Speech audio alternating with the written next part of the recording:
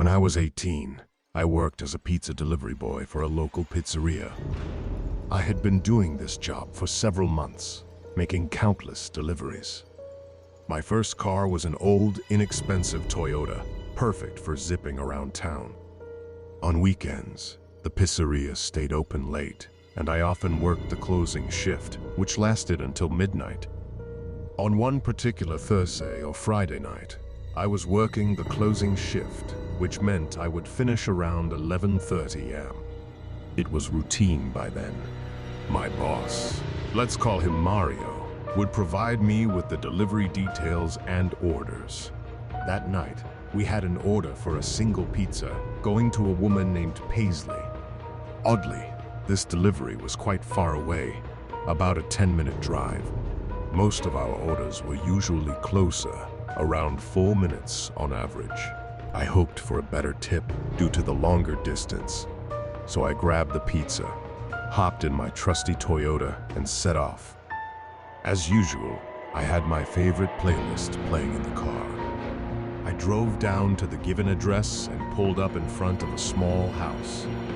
Most of the houses in this area were small and seemed to belong to lower-income families.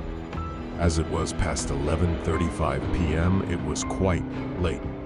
I approached the front door, ready to make the delivery, when suddenly I heard a woman's voice from the neighboring house.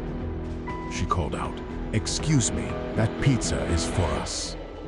We gave the wrong address. So, I walked over to the front door of the neighboring house and noticed that their doorbell was broken. To get their attention, I opened the storm door and knocked loudly on the main door. After about 25 seconds of waiting, there was still no answer, so I knocked again. Finally, a woman in her mid-30s answered the door. She greeted me with a broad smile and gave me a flirtatious head-to-toe look, as if she was sizing me up. In a loud voice, she called out to someone named Ethan, urging them to come and look how handsome the delivery boy is. Another woman of about the same age joined her at the door, and she too gave me the same flirty treatment. I could feel my cheeks turning red, as I was a bit shy around older women who acted like that. Paisley, as I assumed she was, asked me what time I got off work. At that point, I started getting really nervous because I wasn't skilled in flirting with women at that age. I stammered, "This is probably my last delivery." One of the women then asked if I wanted to come in and have some wine with them. My mind raced, thinking about what my friends would say if I let this opportunity slip away. So, trying to sound confident, I replied, "Yeah, sure."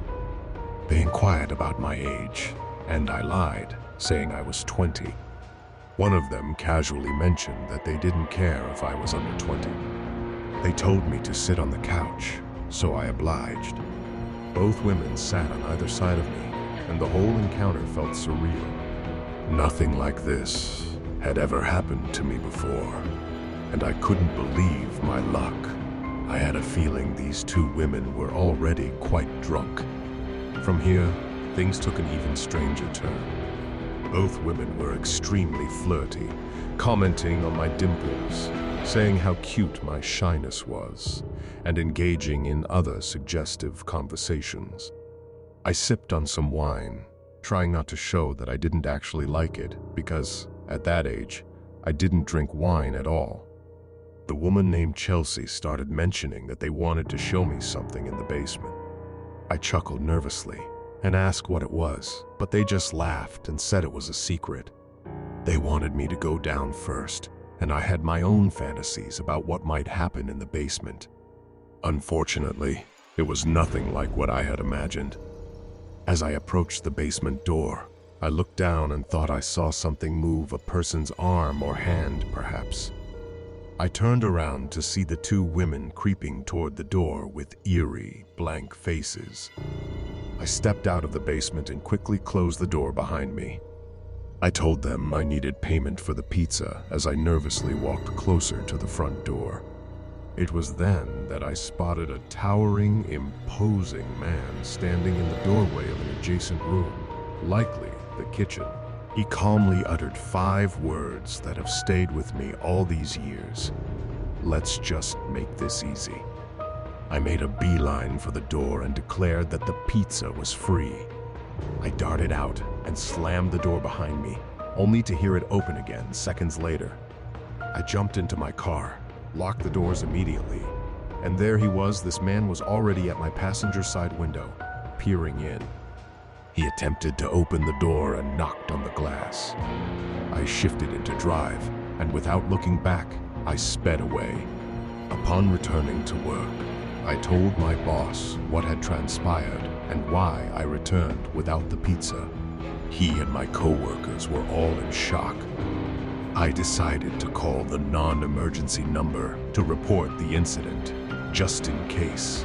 If anything else were to happen at that address, the police would be aware that something suspicious was going on in that house.